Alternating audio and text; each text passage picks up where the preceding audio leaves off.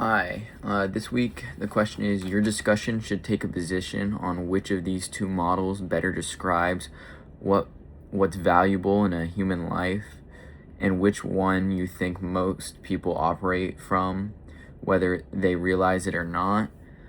Is there something we lose by remaining open to being changed by others, or is fear of being changed itself the thing that needs explaining?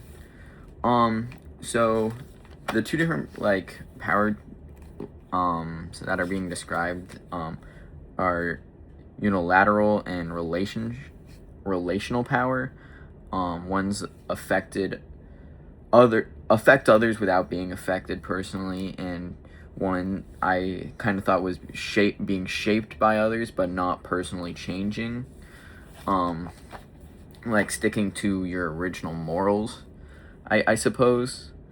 For unilateral power, I kind of thought of that as someone who could fire someone or have power over someone. One thing that I was thinking of was to have the ability to choose what you think is right for someone, or how you have the right to how their life should be dictated. And for the other one, which was the kind of non-traditional type of power that I believe the chapter at the beginning was kind of saying that everyone in a way follows unilateral, which I agree with, which is the question, which one do you think most people operate from, is definitely whether we want to or not. I think a lot of people, at least when they're younger, follow unilateral, but I think people want to be more relational, because I think that's kind of public speakers and people who I have something that's you can either rule by fear or love. So I feel like that was kind of the two different powers. But I feel like people want to have the relational power. But I feel like that's not a universally seen power. Martin Luther King to me and today kind of seems like somebody who's a very powerful speaker, and united and made this big change that needed to be done.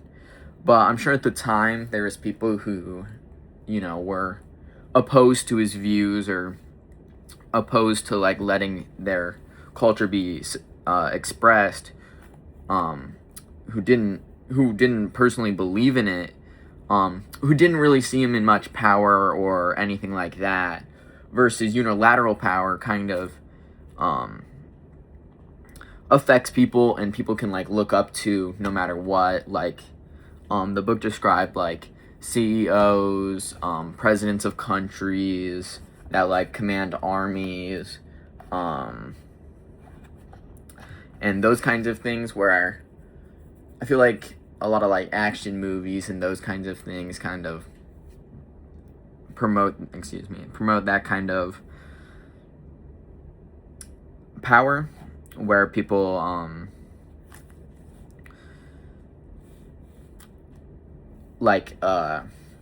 those kind of powers.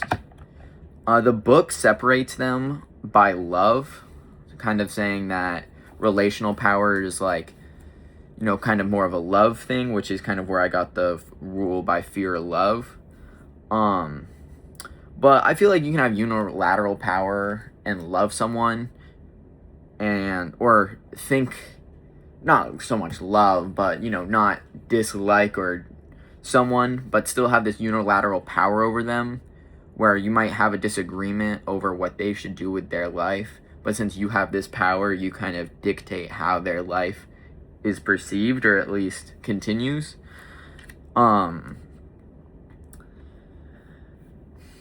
And I really thought that the two powers were kind of separated by like culture.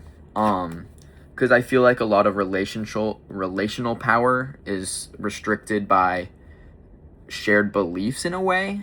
I mean, I do think that even if you don't necessarily believe with someone who's like maybe a public speaker or a powerful speaker, you can still like respect the power they have. But that's just what I came up with.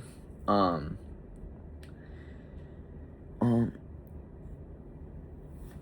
and I feel like the idea of change, I do think that relational power does seem personally more powerful to me, and like what I'd want to strive to like follow is like the ability to like listen to others and change your perception and not be, not use your power to, almost make your wrong opinion right, if that makes sense.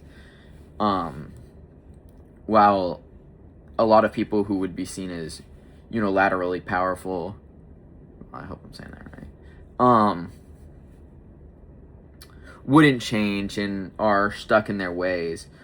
But I don't always believe that's true, because I feel like a CEO could be, a good enough person and like takes feedback from his employees and or their employees. But I mean, I guess that would maybe make them like have more of a relational power over their employees than a unilateral power.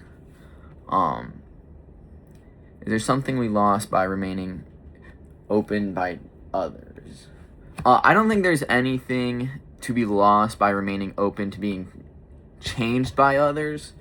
Mainly because I believe that's like almost powerful to like admit you're wrong in a way, and not have to like use your power, like I said, to like make your wrong opinion seem more right. And then I do think there's fear in being, or there is problems in being afraid of change itself. I really just think that's like people just, and like the explanation would be just like people who are I mean, just want to die on the bridge or the boat that they're on, where like, like they're not open to thinking of these other perspectives because they're so they just need to be right. Which I think has negatively affected everyone through history. So I do think there's a lot of that we should be afraid of in that, and maybe more of an explanation needed.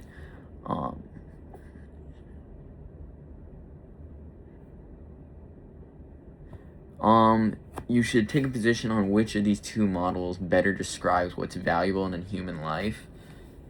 I personally, would say relational power. But I think a lot of the time people aspire to have unilateral power. Just because relational power isn't always widely accepted. I think I hopefully addressed everything. Thank you.